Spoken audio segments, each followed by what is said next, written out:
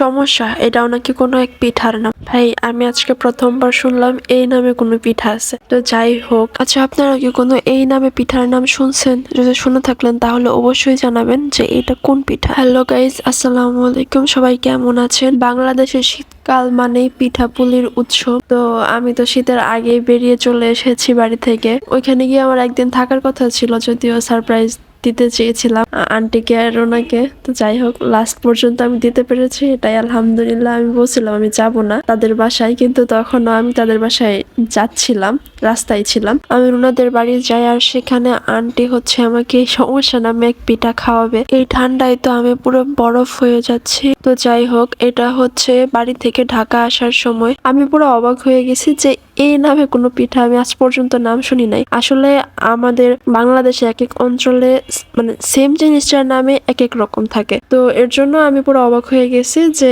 এটা আবার কিসের পিঠা। যদিও তাদের এলাকার আমাদের এলাকা পাশাপাশি, কিন্তু এক একজন এক এক নামে চিনবে, সেটা স্বাভাবিক। আসলে এই চিহ্নটা দেখার পর আপনারা সবাই বুঝতে পারবেন যে এটা আপনাদেরও হয়তো পরিচিত পিঠা। তো যাই হোক, দেখতে থাকুন। তো প্রথমে নারিকেলটা হচ্ছে কুড়িয়ে নিয়ে এরকম ভাবে ভাজতে লাগলো, চিনি, তারপর হচ্ছে এলাচ, দারচিনি, এরকম সবকিছু দিয়ে তো আন্টি আমাকে শিখিয়ে দিতেছিল। আসলে এটা আমি আগেও আরো খেয়েছি, কিন্তু হচ্ছে মানে এটার নাম এরকম শুনিনি, আমি অন্যটা শুনেছিলাম। তো যাই হোক, এখানে হচ্ছে আমার ক্যামেরার কারণে একটু বেশি কড়া এসে পড়েছে, মানে কড়া ভাজা মনে হচ্ছে, কিন্তু এতটাও কড়া করে নি আন্টি। মানে খেতে খুব টেস্টি হয়েছিল।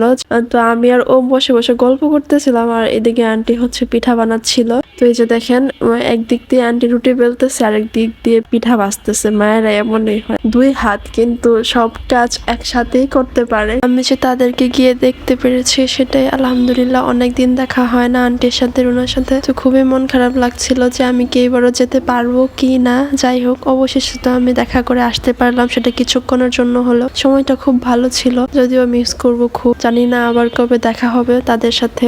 ইনশাআল্লাহ দোয়া করি যেন আবার দেখা হয় খুব শীঘ্রই। আসলে ভালোবাসার মানুষদের কাছে এরকম ভালোবাসা পেতে কার না ভালো লাগে? একটু সময় কাটাতে পারলেই মানে অনেক শান্তি লাগে, তাই না? আন্টি আসলে আমাকে রুনার মতোই দেখে, অনেকটা ভালোবাসে। মানে আমি ওনার কাছে হচ্ছে ওনার সেকেন্ড মেয়ে, আর হচ্ছে আমি পাগলি টাইপের একটু।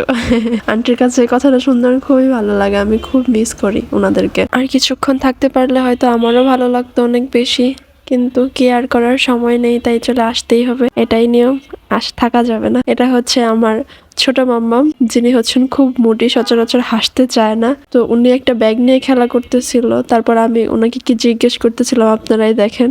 রামিসার কোনো ভিডিও ক্লিপ নেওয়া হয়নি। আলফি, হাই আলফি, এটা কে বানাইছে ব্যাগ?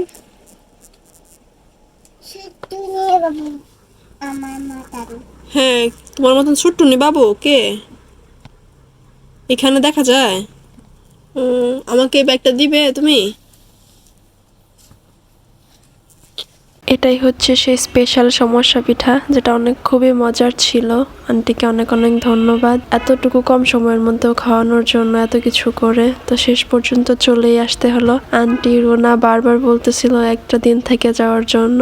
আসলে থাকার কোনো ওয়ে নাই, আমি পরের দিন ঢাকায় চলে আসবো। আমারও খুব মন খারাপ লাগছিল যে নিজের মানুষদের ছেড়ে আমি চলে যাচ্ছি। জানি না আবার কবে দেখা হবে। সেই পর্যন্ত ভালো থাকুক প্রিয় মানুষগুলো, আর আপনারাও ভালো থাকবেন। আল্লাহ হাফেজ।